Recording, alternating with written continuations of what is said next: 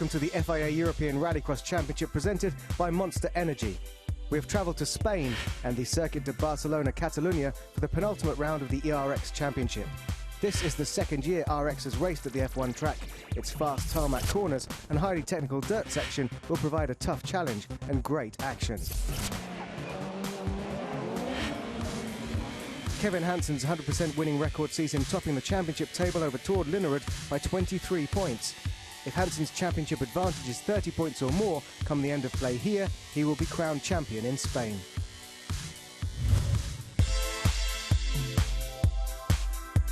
The season has been so much better than what I could have dreamed of. In Belgium I got two races before experience in the World RX, so to get there and had quite good speed and ended up with the win was really a shock for me, and really happy for that. And then we went to Norway and Hullis, and everything went so smoothly, and we had a good first heat in both rounds, and we could have our own race throughout the weekend, and maximum points 2 races in a row is something really cool. The championship has gone really well, really surprised, and it's very cool to be leading a European championship. At the moment everything is running so nice in the team, and you know, you're always a bit worried that someone will crash into you, because we know we have a good speed, so basically just the other guys, what they will do in the starts, that's a bit worrying, but as long as we do a good job and doing good launches, then I think we'll be fine. Tord is the second guy in the championship, and he's always really funny when I speak to him, like, oh, you need to slow down, and we cannot do like this. It's really funny, and I think he was really fast here last year. He was leading the Q4, I think it was, before he stopped. So I think he's really fast on this track, so it would be a challenge to get the win here. But we got 23 points lead, and if I just do a good weekend again, I've been planning a bit, and if I do a perfect 30 again, which I'm hoping to do, then if Tord is third all the weekend through, then I win the championship. So hopefully me and Fredrik can be in the top all weekend and secure the championship for me and move him up to the top step of the podiums. I would like to win this race to keep pressure on Kevin, and of course some race he also will have some problems. So it can be this race, it can be in Latvia.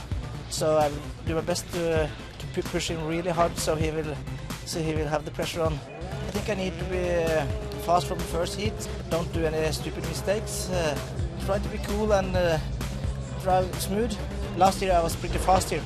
I forgot the last lap in one of the heats. I was leading in front of Hansen, and yeah, I think I was second or third fastest in the whole weekend. So I think the track suits us very good. Also with 2 rounds remaining, Christian Szabo leads the Super 1600s Championship by 7 points over Ulrich Linnemann. It looks to be a 2-horse race, with the title more than likely being decided at the final round in Germany.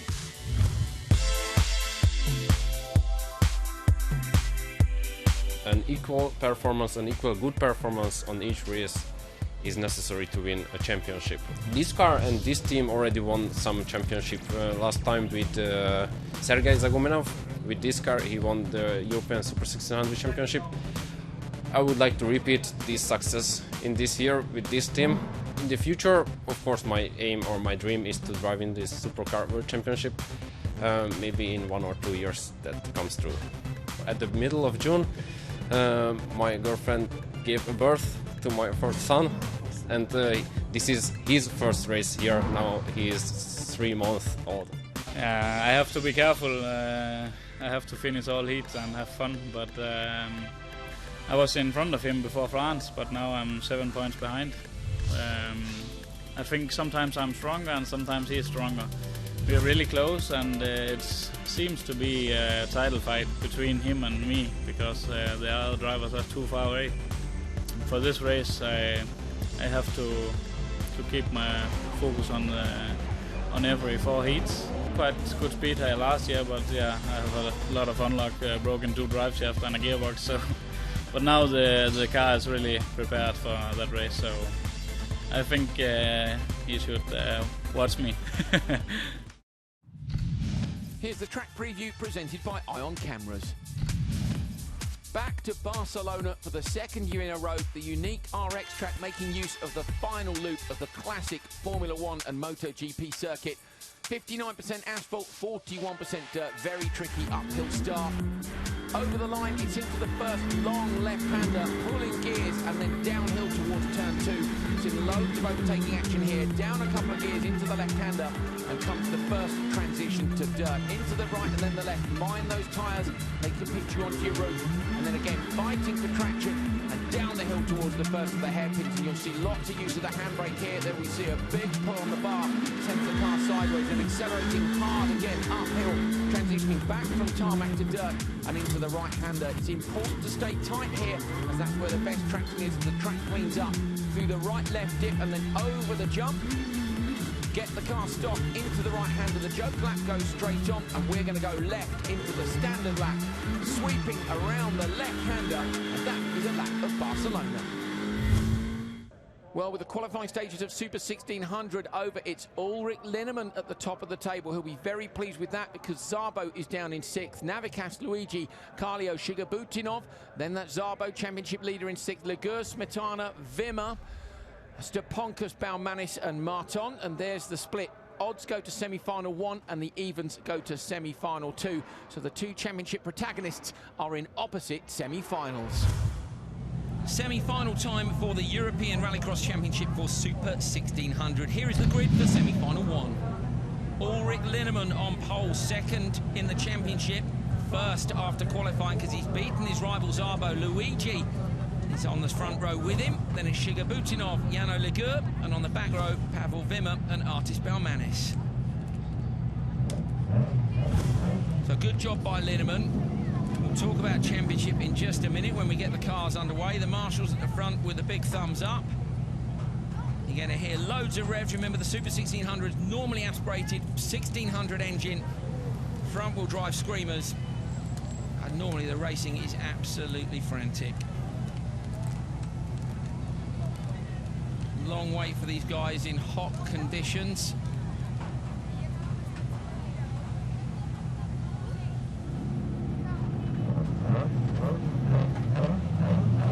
Revs are about to come up. Straight onto the limiter. Who's going to get away? Uphill towards turn 1. It's Luigi and Linnemann. Linnemann looks to have got the best of the traction. Shigabutinov's done well as well in the green 21 row 2. Linnemann on the inside.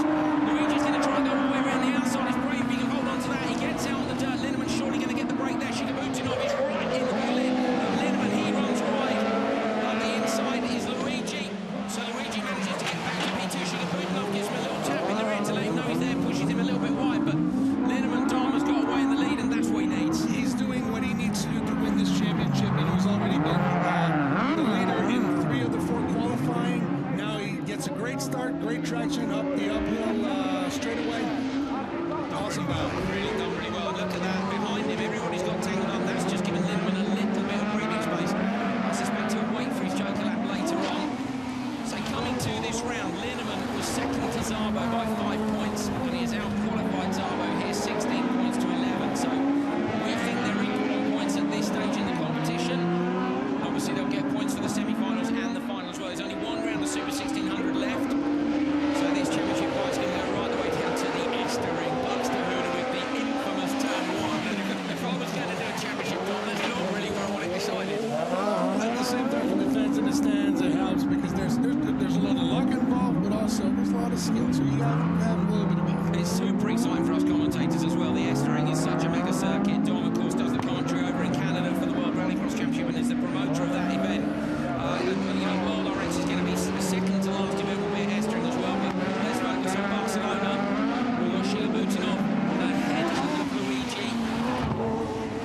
Linnemann's really hit on something. He likes this track. You can see it. He's pulling away. He's been, like I said, great qualifier. And now he is in position already made up 5 championship points. Only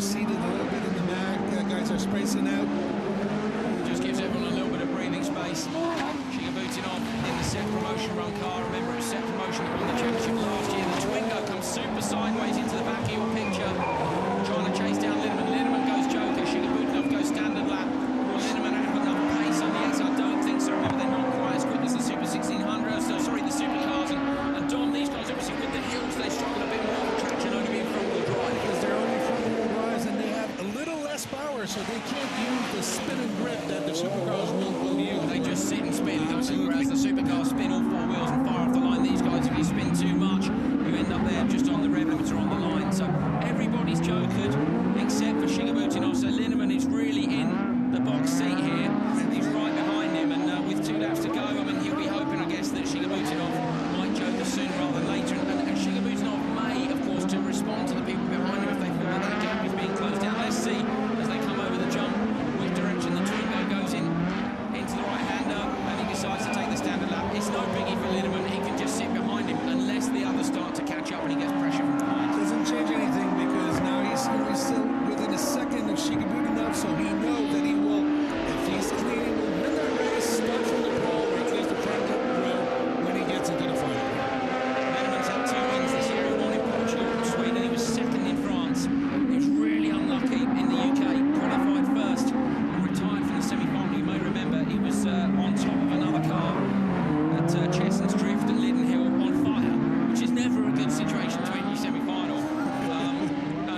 He would have been disappointed with that. He actually got, he may have got, I've got that he was third in the semi. Either way, the incident meant that he didn't go through and compete in the final, which was obviously a great shame for him. Is Shigabutinov going to go? He does, and Shigabutinov goes. That releases Linnemann. Linnemann wins easily. Another lap to go. Still a lap to go. Dom's getting overexcited. He's on my final 6 laps. My attention span is not up there yet. I think it's the jet lag, Dom. I think it's the jet lag for Canada here. Normally there are a few others behind us. It's okay to be a lap ahead on this occasion. So Shigabutinov in P2. So at the minute, the 3 that are going to go through are Linnemann, Shigabutinov and Luigi. And in the championship, Shigabutinov is in 4th place. Luigi is down in P13, having only got decent results in Sweden and France. Yellow flag, so it must have somebody stopped out on the circuit as well. Just around the right-hander, there it is, the side of the track. That looks like Artis Balmanis. It's Artis Balmanis. So Balmanis was 3rd in the championship, was retired from the semi-final on the 4th lap. Linnemann takes the checkered flag. He goes through. With him go Shigabutinov and Luigi. Yano Lagur just misses out in 4th place. Wimmer's going to come round for 5th, a little way off the pace, but Balmanis, who was in 3rd place, doesn't finish the semi-final. There is Artis Balmanis. It looks maybe like he's clipped the wall on the inside. Linnemann takes the win, and with it 6 championship points in that all-important title fight. Shigabutinov 2nd, Luigi 3rd. Lagur, Wimmer and Balmanis go no further. Semi-final 2 for the Super 1600s are on the grid and good to go. Front row, Kasparas Navikas and Jesse Carlio. Row 2, Sabo, championship leader coming here. 2 wins this season alongside him, Smetana, who's currently 6th in the series. And it's Steponkas and Marton. Steponkas is currently 8th in the championship, so we've got some good drivers in this. The one you really need to watch out for is Szabo. On row 2.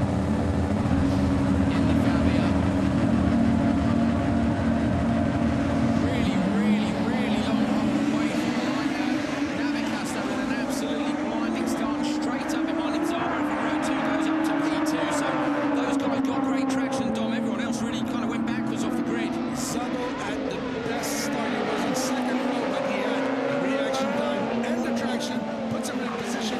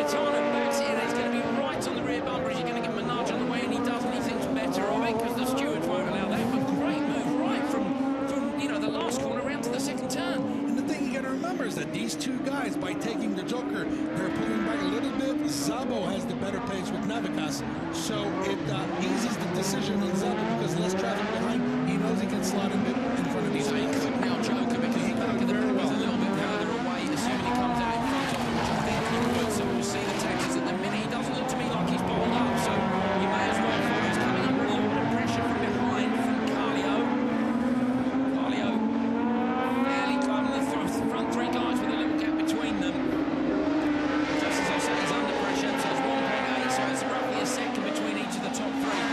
Navicas going really, really well here. Bit of a bump there, isn't there, as they go from the tarmac to the gravel, and that's where the wheels are basically locked as you go from the firm surface through to the loose. And the thing is that with these front-wheel drive cars, you have more of a penalty, if you will, if you start spinning, because the rear wheels won't help you. You only have two driving wheels. If they're in the loose, you're done. You know, it's going to slow you down and slow you down a lot. Harder for them to deal with both the bumps as well as the gravel, so a real challenge. And we've seen some great drivers come up through this. Last year's champion, Yanis Palmanis, of course, now in the World Rallycross Championship of Supercars and doing a great job there. Rainis Nitish prior to that has come up through the ranks as well.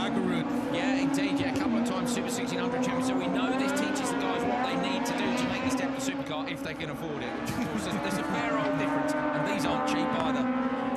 Good old 9,000 plus RPM. They're quicker than the rally cars were. The Super 1600 rally cars lighter with more RPM. Make a fantastic noise up close. The race continues. So far, only Stepankus and Smetana have Joker at the back of the field. We're waiting to see whether or not any of the front three. In some ways, Dom, here they might as well carry on, try and get that gap back so that when they do Joker, they know they're going to come out in P1, 2 and 3. It looks like Martin's slowing down as well, so that's going to help him. You can see the bottom three is really, really slow compared with these top three guys. There is Martin just creeping into your picture. Let's see what the gap is between him and Carlio in front of him. Szabo into the Joker lap. So Szabo decides to Joker now. See if he can get the hammer down and manage to get past him. Navicas looking quick to be marked on Jokers. He's going to try and get past the two in front. It's going to be close. That's from the commentary position, looking down. Carlio chasing Navicas, and where has Szabo come out in comparison to those two? There he is in the background. So Szabo chasing down Carlio. Carlio and Navicas yet to Joker, so we'll need to see the gaps between them. And that'll give us an idea of where they're going to come out. Szabo should be able to fold in front of Carlio, but catching Navicas will prove really, really hard. And that's going to give one extra point to Linneman in the championship. It is indeed. It's going to mean that Szarbo's going to start on row 2. Absolutely. That's danger zone, isn't it, compared to being out front, assuming you get a decent start. Those three locked together in battle. And at the rear of the field, underneath the commentary position, we can see Navicas goes into the Joker lap. Carlio goes in as well, and they're going to slot out exactly where they thought they would, which is back in the running where they were. Those gaps dominant. A second either way. You can't make up that time. You know when you see someone go on a big push for one lap to try and get the overlap on the Joker, there's just not enough difference in their pace to be able to do it. And not only that, the Joker is a bigger penalty, as you mentioned, because the guys don't have as much power to get out of it. So it's You don't get a slingshot move on the exit. Indeed. Navicas from Szabo on the last lap. Oh, Szabo just runs a little wide there on the way into the hairpin at the bottom of the hill. Carlio as well. I think we're going to see a good fight in the final. Looking forward to that. So this is the second to last round. Martis Palmanis was third, so Shigabutinov is only 5 points behind. I think we might see Shigabutinov move up. Round towards the finish. Checker flag is out in the dust. It is Navicas that takes the win from Szabo, with Carlio in third. 3 cars still to come to the finish. Bumper hanging on the back. And they cross the line. Martin, Stepankus and Smetana. So semi-final 2 over with. Both our championship protagonists are going to go through to the final. Super 1600 title fight continues. Here's the lineup for the final. Ulrich Linnemann with Kasparas Navicas on the front row. Timur Shigabutinov lines up on row 2 with Christian Szabo, who's in that title fight with Linnemann. Bringing up the rear, we've got Luigi and Carlio. So keep your eyes peeled then on Linnemann in P1. Szabo on the outside in the white Fabia. Left-hand side of your screen. Good start by Linnemann, absolutely cracking traction. Navicas is going to go P2 up into turn 1. Szabo's going to try and shut the door on Shigabutinov, but Shigabutinov is up the inside of him, so Shigabutinov in the green Twingo. Look at those guys. Oh, Szabo's has contact, and into the side of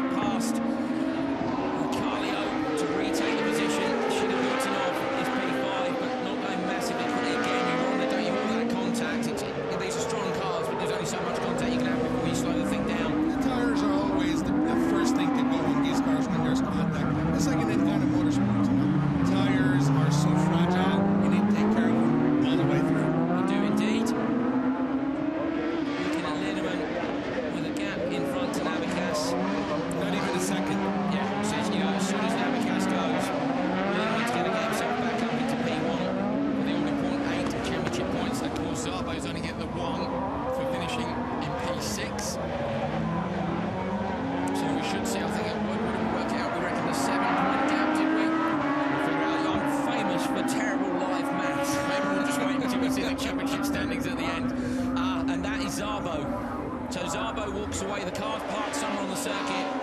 Christian Szabo, who came in leading the championship, has had to leave the car at the side of the road.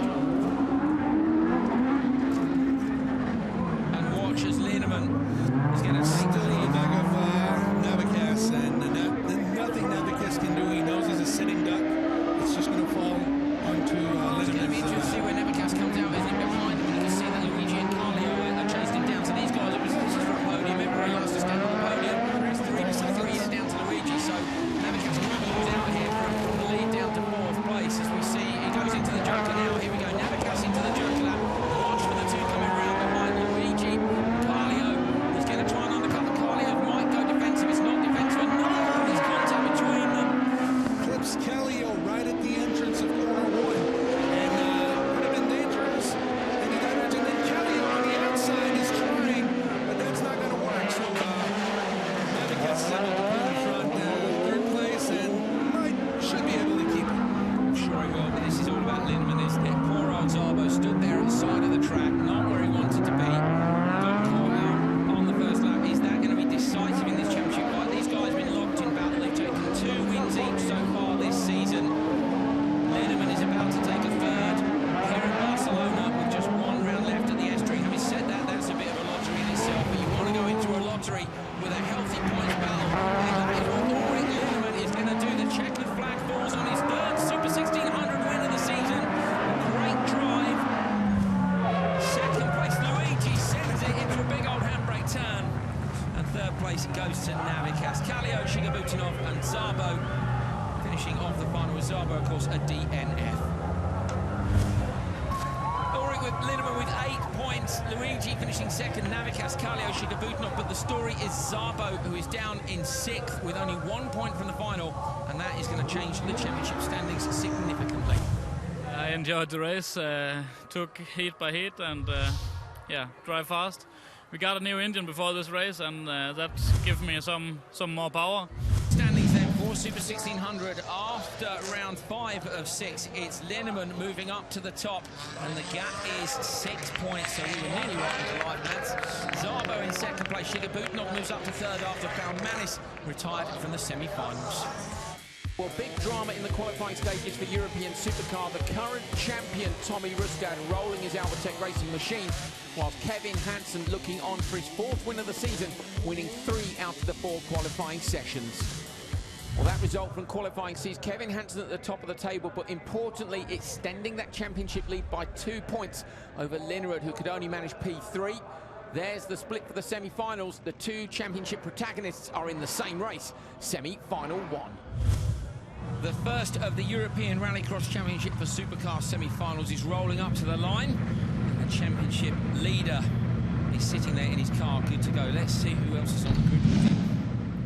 While alongside him, his rival, Tord Linnerud. Can Hansen win the title here, or will it go to Latvia? Row 2, Fredrik Salston, Tamas Palkis. And row 3, Martin Kazmarski and Ollie O'Donovan. So at the minute, there's a 5-point need for points, if you like, for Kevin Hansen. He needs to leave here with 30. Can he take more points in here in the semi-final? Ollie O'Donnell's jumped the start. So there is Kenneth Hansen, the last of the Hansens to win the European Rallycross Championship for Supercars, one of the most successful Rallycross drivers, if not, I think the most successful Rallycross driver of all time. Here's his son going to take over the mantle of the champion. Hansen, leader of diesel, like up his next left behind Kevin Hansen is clearly in the lead already. Leader behind him, a little bit sideways from Kazmarski. He's ahead of O'Donovan straight into the back of his master. I think he gets told off for that. I could be wrong, but Palkis Kazmarski there facing the wrong way in turn 1, but it's all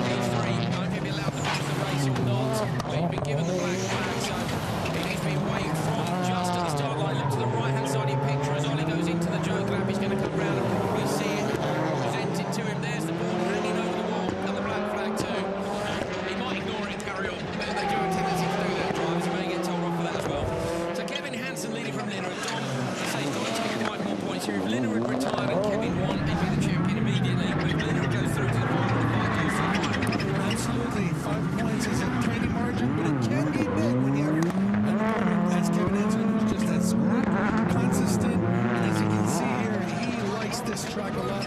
He's able to be very tidy. He's able to be in front of Lillard. He's trying a lot of stuff. He's Lillard going sideways, backways, but Hansen with tidier start.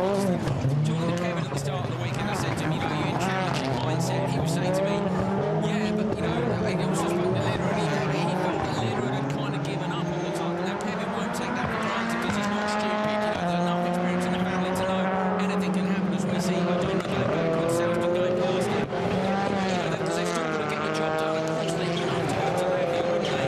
And not have to worry about the championship. One disaster there, you know, if it was 29 points and it could be out Hansen tiny through the hairpin. So it's that championship pressure. He's got a big gap, but it's not done. He's got to be finished. You're right, but Lillard is trying everything. You can see he's pushing a little too hard, and it's hurting his chances.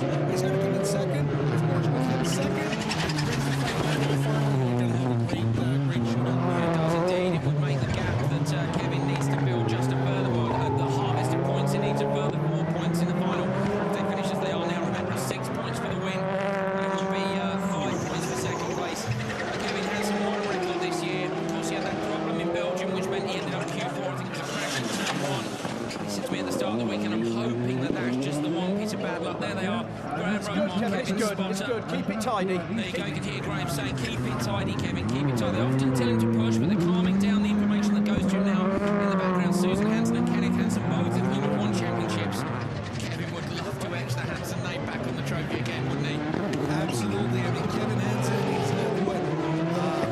Kenneth, yeah, incredible. I think it's 15. It's 14 European championships. Incredible, absolutely incredible. And of course, Timmy hasn't had one yet because Timmy, of course, went straight into the World Championship after, you know, this 5-round Euro Series. Pal Kiss comes in the joker underneath us. We're looking at Kevin Hansen down in turn 2. Dom is looking at the screen and trying to figure out who's going to make it through to the semis. Looks like it's going to be Salston. Kiss was in 3rd place, but Salston was able to make up some ground after taking the Joker lap, and that allowed him to be forward, and now he's fixing to be in the final. So at the minute, Hansen has a lead of 3.2 seconds. I don't think he'll joker until the final lap.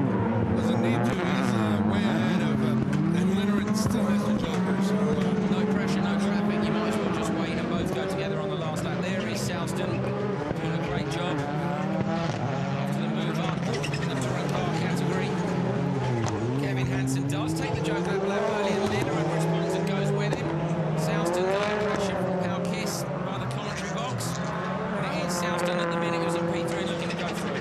Lillard still has tires for his final because he's just pretty much shot them working here on the pavement. He's got the sideways start. Nice and tight. Which I love to watch. There's Graham again, still talking to Kevin, just reassuring him. So Graham's 40th birthday last week. Lives near me, actually, in the southeast of England. The Hansens came over and spent the birthday with him. He's a real part of that team, running the second squad for them. And it's important, you know, with Kevin Hansen and Sinead, we're on the final lap. Kevin is looking good here to steal just 1 more point in that title fight with Lillard. He might put himself in a situation where he hasn't got much to do in Latvia, but as we said, he would really like to get the job done here. He can't do any more than he's done. He goes through, top qualifier, takes the win in semi-final 1, and his championship rival comes across the line in second place. Salston just beats Pal Kiss to the cup. Kevin Hansen with the win from Lillard. There's that 1 point difference on the right-hand side. Salston going through in 3rd. Pal Kiss, Kazmarski and O'Donovan. 0 points for O'Donovan. That's because of the black flag. Remember, that's why he's P6. Well, semi-final 2 is on the line. Let's see who's going to join those first 3 from the first semi in that final later today. Jerome Grosjean and Peter Hedström. Row 2, the current European champion Tommy Rustad, who rolled yesterday with Alexander Wahl. And on the back row, Tamas Karai and Andy Scott. All 3 of the Armtec racing cars are in this semi-final. They've done a brilliant job to get Rustad back out of now, playing heavy. Yes, they're up towards turn 1 as Jerome Grosjean inside Hedström. Hedström is going to turn it across the nose. He's sideways. Grosjean gives him a little nudge. Andy Scott comes up the inside of Alexander Wahl. So Alexander Wahl and Tamas Karai going backwards. Oh, look at Hedström trying to go around the outside. He might even lose out to Andy Scott here. Just gets in front. Jerome Grosjean and Rustad. Andy's got up the inside there. Andy tries to get the pass. He might even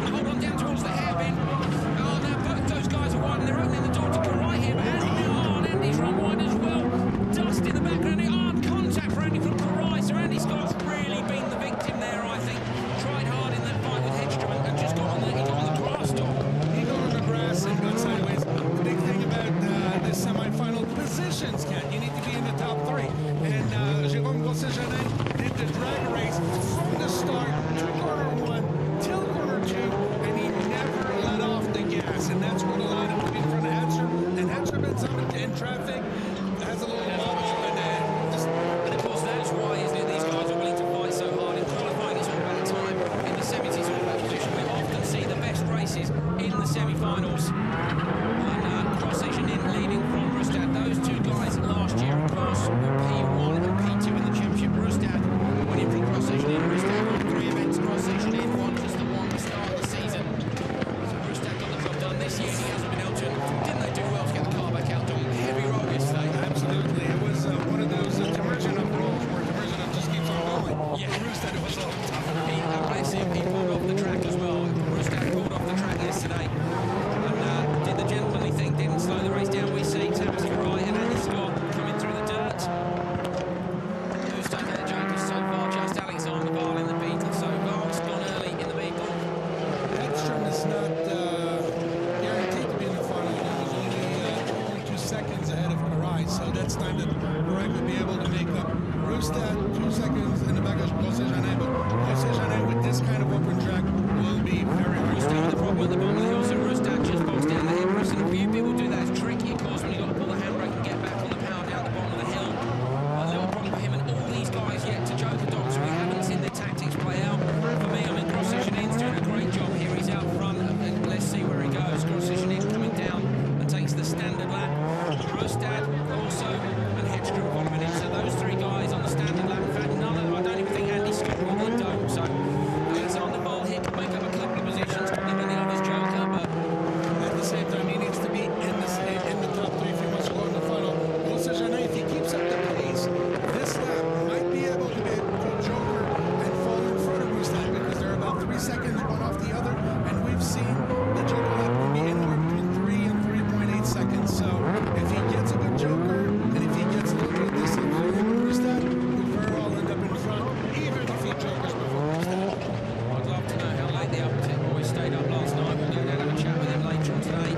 When all the fighting is finished, they'll probably be asleep by then, I imagine, if Rustad's car saw it come in, say, last night on the flatbed, and it really didn't look in very good condition at all. I'm sure the mechanics would have liked a flatbed last night, but they didn't get that. They worked on it all night long, so it's brilliant to see so many of the teams. Tim Zianov, of course, having that big shot in France, appearing here, Solberg with a big shot that you're in Canada, still makes it through. You know, these guys are doing anything to get a car on the grid. Hedstrom still chasing Swapped, of course. He had an OMC Fiesta earlier this year. He's now got to, I think it's an ex-Markman Polo. Interesting to change cars twice in 1 year. That's expensive. It's expensive, and also there's the adaptation of the crew. They need to work on these cars. They're not the same. It's very tough to get the guys going. Like you say, a lot of passion. These guys are able and willing to put in the hours, but sometimes it catches up to you. Yeah, you've got to know the car, and also in terms of settings, but he won a round of the Nordic Championship on his first outing in that car. Grosjean takes the joker lap. Rustad goes and into the joker behind him. Goes Hedstrom and then Karai. So they've all gone on this one. Andy Scott, I think, is going to do it as well. He does that. Releases Alexander Val. Where's Val going to slot in? He slots in P5, so he makes up the wrong place. And Andy, the unfortunate victim there of everything that happened on lap 1. I like the fact that Andy fought hard to make it, and also like the fact that Andy made the semi-finals in Lowiak. Exactly, that's twice he makes a semi-final. You know, Andy's often discounted as just a gentleman driver. Yeah, and that was the guy has a lot of fight in it. Yeah, the World Field 2, now the only non-permanent world drive to make the semis at Lowiak, and one of the most competitive events of the year. But that's it, semi-final 2 coming to a close. These guys are going to go through and be amongst that title fight between Lirard and Hansen. The man to go through P1 with Grosjean in, behind him Rustad and Hedstrom are super close together. They make it to semi-final 2. Karai, Val and Andy Scott sliding the Albertech car over the finish line. Jérôme Grosjean 6 points, Rustad 5, Hedstrom 4, and of course a place in the final. Karai, Val and Andy Scott are done for the day. Andy Scott will be keen to see what his 2 top team drivers can do in the final. They're down there on the grid, ready to do battle for a title, the European Rallycross Championship for Supercars. On pole, Kevin Hansen, he's won all 3 rounds so far. Is he going to get 4 out of 4? Then it's Jérôme Grosjean next to him. Row 2, Tord Linnerud and Tommy Rustad, last year's European Rallycross champion. And row 3, Peter Hedström and Fredrik Selston. 6 great pedallers in 6 very powerful European Rallycross supercars. A jump start at the back, Hedström's jumped the start. So Hedström jumped the start by a long way. Thumbs up from the marshal again. Runs across the grid, ready to race for a second time. This time they're away to great stop by Rustad, also by Linnerud. Linnerud's going to slot in behind Cross-Vision. He's going to try and go around the outside, but Cross-Vision pulls in behind Kevin Hansen, who's going to have a look up the inside on the way down to turn 2. Kevin goes really defensive, careful Kevin. Cross-Vision has been spun onto the outside. He's in the gravel trap, he'll use his four-wheel drive to try and put himself out. He does, but Cross-Vision loses out, and that is great news for Linnerud. What Cross-Vision wanted to do is go outside and then use the momentum to be inside Hansen, but that didn't work. Pushed him wide and then forced him to spin. Hansen shut the door there, didn't he? Big time. We've seen a few people do that. We saw a Larson do, I think it was to Loeb, wasn't it, in the semi-final? So that's Selston there, Hedström in the background with Cross-Vision. It's a real shame for Cross-Vision. It's disappointing because he would have been hoping for a fantastic result here this weekend, but you know, these things happen. It's all about these two out the front. Neither of them goes to the Joker. Rustad goes with them. Rustad, who suffered that roll yesterday, if he got a podium here this weekend, he'd be over the moon. Selston takes the Joker. But you look at Kenneth Hansen. Kenneth, of course, would have been hoping, I'm sure, that Jerome Cross-Vision he would have got that second place so that they could go to Latuja. And as it stands, I think they'll go there with 29 points, not 30, Dom. And then you're fearful, aren't you? Engines, what's going to go wrong? Can he get it done quickly enough? So I think we might see it go right down to the last round, but we've got a few laps to go yet. Kevin Hansen continues to lead from Linnerud, and it is quite a lead as well. This young man is a fantastic rallycross He driver. has been imperial all weekend long. He has won 3 out of 4 qualifying. He is still in front, and he is pulling away from Linnerud. Very tidy, very clean on driving. We see him go from the start-finish line while Rustad is closing up on Linnerud, and that might slow Linnerud down a little bit. And of course, if he gets past Linnerud, then that could affect the championship too, so keep your eyes peeled on that battle. Interesting, wasn't it? You said 3 out of 4 qualifying sessions for Kevin, and it was Graham, I think, who said we had a little problem in Q4, and you think, Kevin, don't you? Well, if you're in the paddock as much as we are, very lucky. I mean, Kevin's a bit of a machine. He's a lovely bloke, but he's a racing machine. Nothing seems to faze him, but suddenly when the championship was on the line, Q4, hang on a second, didn't quite get it right. So, you know, the pressure's there. We know he's got a massive advantage, even if he goes to Latvia, but it shows how much he cares about it. Yesterday, Q1 and 2, he was even angry at his team because he said, the car's not fast enough, I'm not as fast as my brother. Yeah. The team he was racing in World Rally. You won, wasn't he, in both sessions, and he's like, well, yeah, I'm a bit disappointed. I've only been 6th in the World Championship. Don't worry, Kevin, I'm sure you're going to be there soon enough. Into the Joker lap goes Rustad. Rustad swings out past Jerome Cross-Vision in, so Cross-Vision in's done a pretty good job from where he was. Cross-Vision, no, he hasn't jokered. I thought Cross-Vision in had joked, and he hasn't, so Rustad in P3 having jokered. So he's looking good for that podium, and this man is looking good for a championship, but probably not here in Spain.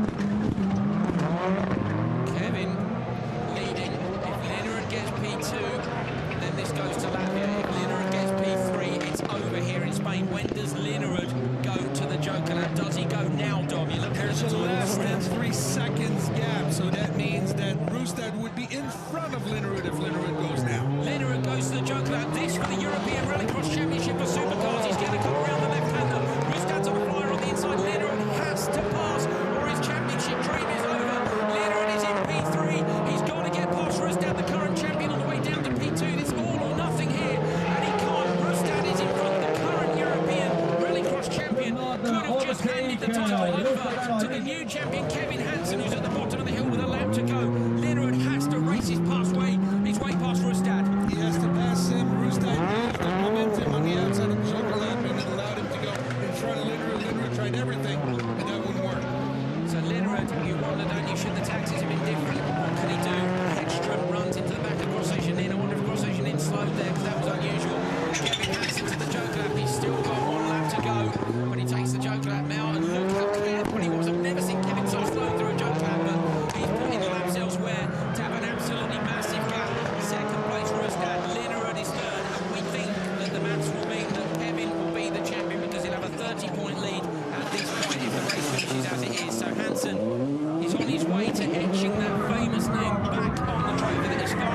so many times before him. 15 times. This will be the 15th Hansen to win the European Championship. Absolutely brilliant if he can get the job done. Kevin Hansen is in the victory lap. We really need to see behind him whether or not Rustad is still ahead of Linnerud. I'm sure he is. Kevin around the right and the left. The Hansens are going to go nuts up in the spotters tower. If we've all done our maths correctly, they were doing the maths themselves. Kevin again, he's off the throttle. Here we go, he comes around the left-hander. Kevin Hansen takes his 4th win in 4 events of the European Rallycross Championship. And we think the European Rallycross Champion title with it. The crowd are excited. What are the Hansens doing up in the spotters tower? There's Kevin pulled over. Timmy's got a big smile on his face because he's pretty sure that's job done as well. And Rustad, whose car yesterday rolled 1.5 times, chucks down a load of donuts. He's very happy indeed to have made it to the podium. 2nd place as well. Rustad denies Linnerud the title, we think. Waiting for confirmation when we get the championship standings for you to have a look at.